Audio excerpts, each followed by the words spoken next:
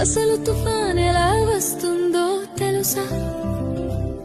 సముద్రం మొదట ప్రశాంతంగా ఉంటుంది, అలలు మెల్లగా తాకుతూ ఉంటాయి. కానీ సూర్యుడు బాగా వేడెక్కితే సముద్రపు నీరు కూడా వేడిగా మారుతుంది. ఆ వేడి నీటి మీద ఉన్న గాలి కూడా వేడి అవుతుంది, పైకి ఎగురుతుంది. గాలి పైకి ఎగినప్పుడు కింద ఖాళీ అవుతుంది.